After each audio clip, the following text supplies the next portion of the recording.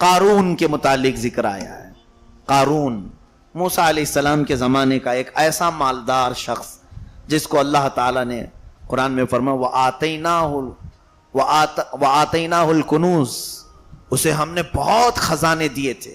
مَا إِن مَفَاتِحَهُ لَتَنُوءُ بِالْعُصْبَةِ أُولِي الْقُوَّةِ، اس کے خزانے کی چابیاں صرف 70 اونٹوں پر رکھی جاتی تھی.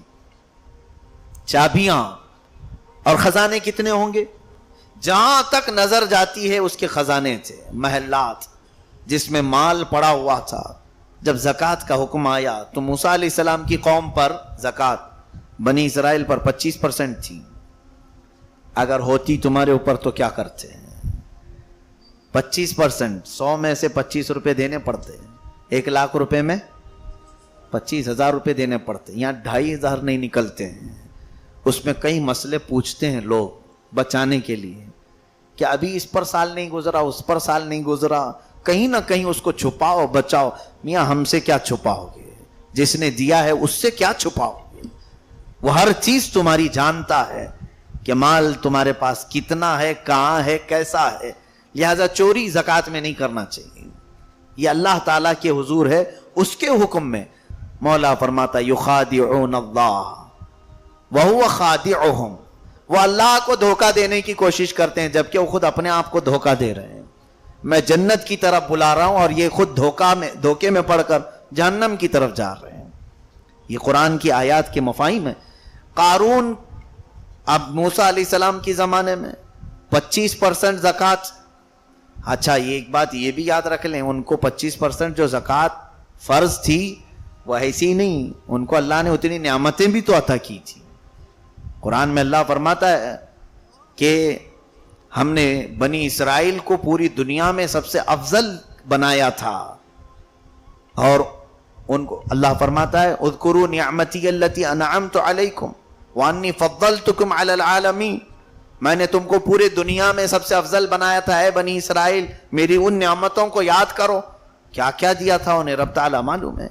جنت سے روز کھانا اترتا تھا، روز من و سلوہ، روزانہ جنتی کھانا اترتا. ان کے اگر ناخن بڑھ جاتے، وہ نیت کر کے سو جائیں تو صبح کٹ جاتے تھے، ناخن کاٹنے کی ضرورت نہیں. کپڑے اگر میلے ہو جائیں تو دھونے کی ضرورت نہیں، بلکہ رات کو سو جاتے، صبح ان کے کپڑے دھل جاتے تھے. جب وہ چلتے تھے تو دھوپ بھی نہیں، بادل کا ایک ٹکڑا ہمیشہ ان کے اوپر سایہ بن کر کے چلتا تھا، جہاں وہ جائیں چھاؤں ہی. تو ظاہر سی بات ہے پوری لائف ایئر کنڈیشن ہو تو 25% زکوٰۃ نہ ہو تو اور کیا ہو. ان کو من و سلوہ اتر رہا ہے، اور پھر نعمتیں اتنی کہ نہ کھانا پکانا ہے، نہ کپڑے دھونا ہے، نہ ناخن کاٹنا ہے، نہ بال کاٹنا ہے، کچھ بھی نہیں کام. تو جو مال آیا ہے خرچہ کہاں ہوگا؟ خرچے ہمارے ہیں، ہم کو کپڑے لینے پڑتے ہیں، ہمیں کھانا بنانا پڑتا ہے. ان کا کوئی خرچہ نہیں تھا، اس لیے 25% زکوٰۃ تھی. لیکن قارون کی جب 25% کی بات آئی، بہت مال جا رہا تھا، تو اس نے حضرت موسیٰ علیہ السلام سے کہا میرے لیے اپنے رب سے کہہ کر کے کچھ کم کراؤ، رعایت کراؤ. یہاں سے ایک بات پتہ چلتی ہے کہ نبیوں کو اللہ نے مختار بنا کر بھیجا ہے، اختیار دے کر بھیجا ہے. وہ اگر مولا سے عرض کریں تو کسی کو مولا تعالیٰ الگ حکم بھی دے سکتا ہے. آپ نے دعا کی، اللہ نے فرمایا ٹھیک ہے، قارون سے یہ کہنا کہ اس کے لیے ہم نے بہت کم کر دیا زکوٰۃ. 100 میں 25 تھی نا، 100 میں 25 سے گھٹا کر کتنی ہونا چاہیے؟ کنسیشن کوئی بھی کرے، 5% گھٹا دے، 20، یا چلے 15% کم 10% دے دو، یا کوئی بہت ہی زیادہ مارکیٹ میں مارجن رکھ کر کے بیچ رہا ہے تو 5% تک آ جائے گا. بھائی 25% تم فائدہ لے رہے ہو، اب 5% لو. اب یہ قارون کو معاف کتنی ہوئی زکوٰۃ معلوم ہے؟ 1000 میں 1 روپیہ دو، 100 میں 1 نہیں، 1000 میں 1 روپیہ دو. خوشی سے تو اس کو پھولے نہیں سمانا چاہیے، اتنی کم ہو گئی، اتنی کم ہو گئی. پرسنٹیج کے اعتبار سے دیکھا جائے تو بہت نیچے آ گئے، 0 پوائنٹ میں آ جائے گا. اب اس نے اس حساب سے جب لگایا خزانوں میں تو ایک یعنی 1000 میں 1 کے حساب سے جب اس نے حساب کیا تو کئی 100 خزانے اس کے صرف زکات میں جا رہے تھے. کئی خزانے خالی زکات میں نکل رہے تھے. پھر دل نہیں مانا. مال کی حرص اور لالچ ایسی ہی ہوتی ہے. اس لیے بعض نوجوانوں نے بھی مجھے سوال کیا تھا یہ پی ایف پر زکات ہے یا نہیں. پروویڈنٹ فنڈ جو ہوتا ہے, نوکری کرنے والوں کی ہر مہینے کچھ تنخواہ کٹ کر کے بینک میں جمع ہوتی رہتی. گورنمنٹ جاب والوں کے لیے تو کمپلسری ہوتا ہے, کچھ پرائیویٹ لوگوں جابز والوں کے لیے بھی ہیں ایسے سسٹم کہ ان کا پی ایف کٹ کر کے جمع ہوتا ہے اور ان کے ریٹائرمنٹ کے وقت وہ پورا دے دیا جاتا ہے. اس پر بھی زکوٰۃ فرض ہے. جو آپ کی پی ایف جمع ہو رہی ہے, 2 آپشن ہے آپ کے لیے. آج اس سال دیکھو آپ کے پی ایف میں, آپ کے اکاؤنٹ میں کتنے پیسے ہیں, اتنے کی زکوٰۃ دے دو. نہیں دینا چاہتے ہیں تب بھی شریعت کی طرف سے آپشن یہ ہے, ریٹائرمنٹ کے وقت پوری جب آئے گی سب ملا کر کے ہر سال کی دیتے آؤ. 25 سال اگر تم نے ڈیوٹی کی ہے تو 25 سال کی زکوٰۃ نکالنی پڑے گی. پھر وہی ہو جائے گا جو قارون کے ساتھ ہوا. پورے کئی خزانے نکل رہے میرے پی ایف کے. تو ظاہر سی بات ہے جب ریٹائرڈ ہوتا ہے تو کسی کے 20-25 لاکھ روپے آتے ہیں, اور 20-25 لاکھ روپے جب آئے تو اب اسے 25 سال کی زکوٰۃ بھی دیکھنی پڑے گی. ڈیوٹی اگر 25 سال کیا ہے, 30 سال کیا ہے, تو ہر سال پی ایف جتنی ہر سال رہی اتنی زکوٰۃ. ایک بڑا سر درد رہے گا اس کو حساب کرنے کا. اس لیے آج کرنٹ اماؤنٹ کتنی ہے تمہاری پی ایف میں, اتنی نکالتے چلے جاؤ, ہر سال نکالتے چلے جاؤ, انشاءاللہ وہ محفوظ بھی رہے گی. جس مال کی زکوٰۃ نکال دی گئی وہ اللہ کے ذمہ کرم میں حفاظت میں آ گئی. اگر وہ کہیں چلی بھی گئی تو اللہ اس کا 10 گنا زیادہ تمہیں زندگی میں لوٹائے گا. زکوٰۃ نکالے ہوئے مال کی بات کر رہا ہوں. قارون نے نکالا, بہت خزانے جانے لگے, تو اس نے کہا کوئی سستا کام دیکھ لیتے ہیں. مالداروں کی یہی ایک کیفیت ہوتی ہے, اللہ کے نام پر نہیں دے سکتے, لیکن جان بچانے کے لیے کہیں رشوت دینا ہو تو جلدی دے دیں. وہ ہزاروں میں نہیں لاکھوں میں بھی رشوت دینے کو تیار ہوں. اس نے ایک غلیظ قسم کی عورت کو ہائر کیا, فاحشہ تھی, طوائف. اس سے کہا کہ تجھے میں منہ مانگا انعام دوں گا, بس بھرے مجمع میں موسیٰ سے کچھ سوال کروں گا زنا کے بارے میں, تو صرف یہ کہہ دینا کہ میرے پیٹ میں موسیٰ کا بچہ پل رہا ہے.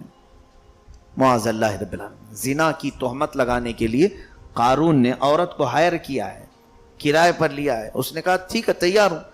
کتنے پیسے اس کو دینے کو تیار ہے, ادھر زکوٰۃ نہیں دینا ہے اور ایک فاحشہ کو صرف الزام لگانے کے لیے پیسے دینا ہے. یہ بہتوں کی کیفیت آج بھی ہے میرے عزیزو, آج بھی ہے. بچنے کے لیے کسی کو گرانے کے لیے پیسہ دے دو, کسی کو بھی لاؤ کھڑا کر دو.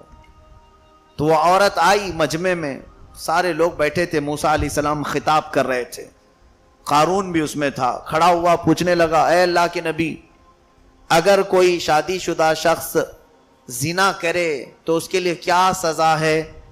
موسیٰ علیہ السلام نے فرمایا اس کا منہ کالا کیا جائے اور رجم کیا جائے, پتھروں سے اسے اتنی بارش کی جائے کہ وہ ہلاک ہو جائے. یہ موسیٰ علیہ السلام کی شریعت میں بھی یہی حکم تھا.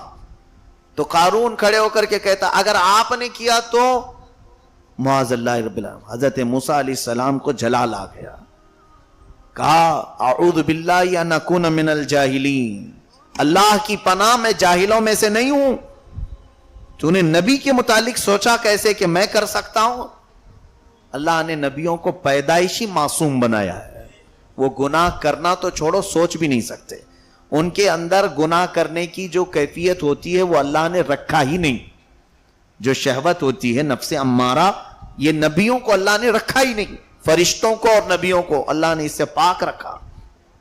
تو موسیٰ علیہ السلام نے ابھی یہ کہا ہی تھا کہ قارون جو ہے اس عورت کو کھڑے ہونے کا کہا, کھڑی ہو جا. تو عورت کھڑی ہوئی, لیکن موسیٰ علیہ السلام کی طرف دیکھتے ہی کانپنا شروع کر دی. نبی کا جلال جیسی جسم پر پڑا تو وہ تھر تھرانے لگی. موسیٰ علیہ السلام نے پوچھا کیا بات ہے, کیوں کھڑی ہے, کیا کہنا چاہتی ہے؟ قارون اس کو سپورٹ کر رہا تھا, بول بول.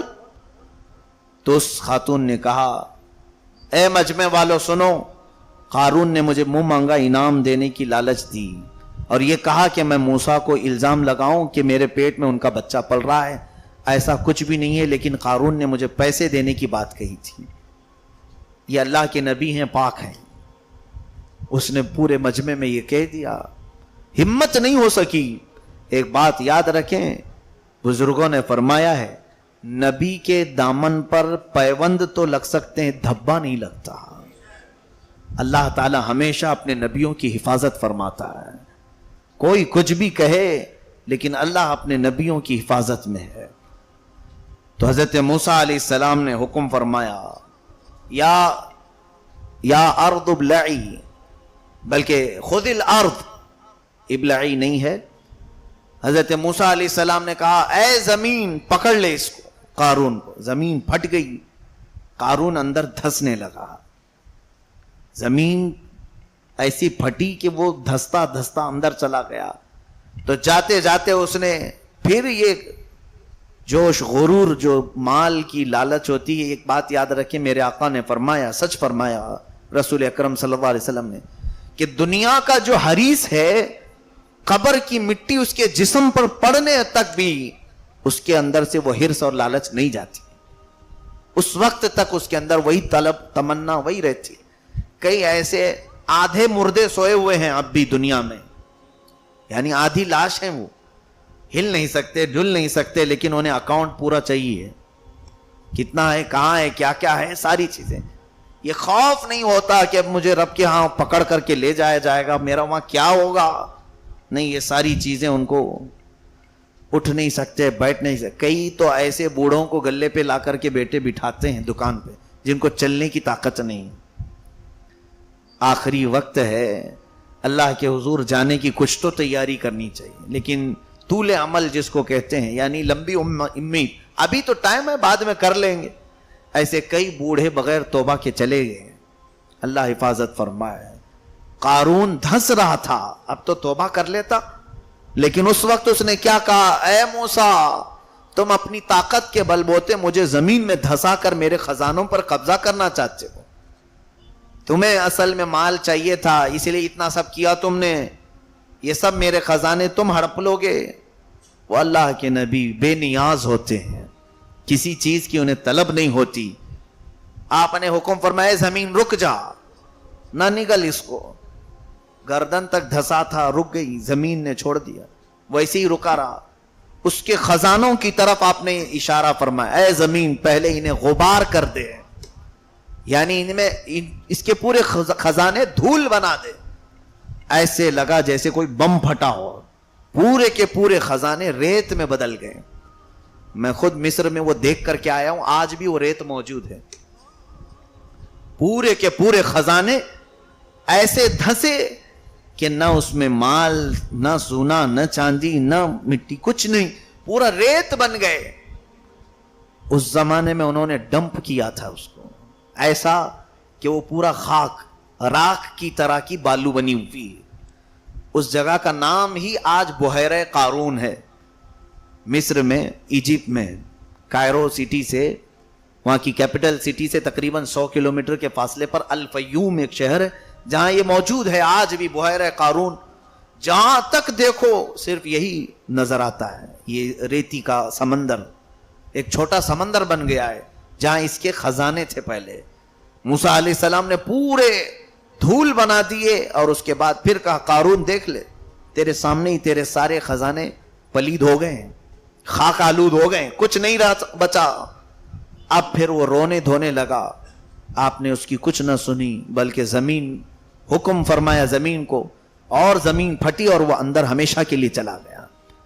رب تبارک و تعالی فرماتا ہے ان قارون کان من ام موسیٰ فبغى علیہ وآتیناہ من الکنوز ما ان مفاتحہ لتنوء بالعصبۃ اولي القوہ اذ قال له قومه لا تفرح ان اللہ لا يحب الفرحین. اللہ فرماتا ہے موسیٰ علیہ السلام نے جو کہا تھا اپنی قوم سے, اے لوگو خوشیوں میں گھمنڈ نہ کرو, اس لیے کہ اللہ تعالیٰ خوشی سے ناچنے والے کو پسند نہیں فرماتا.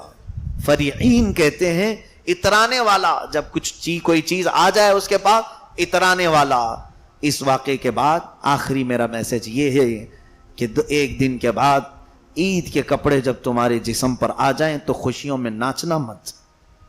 بعض لوگوں کی عادت ہے, بچے نوجوان اچھے عمدہ کپڑے پہن کر ہاتھ میں کچھ پیسے آ جائیں عیدی, سب سے پہلے اس کو لے جا کر جوا کھیلیں یا پھر کسی سینما تھیٹر میں اس کو لگا دیں. اللہ فرماتا ان اللہ لا يحب الفرحین, خوشیوں میں ناچنے والوں کو اللہ ہرگز پسند نہیں کرتا.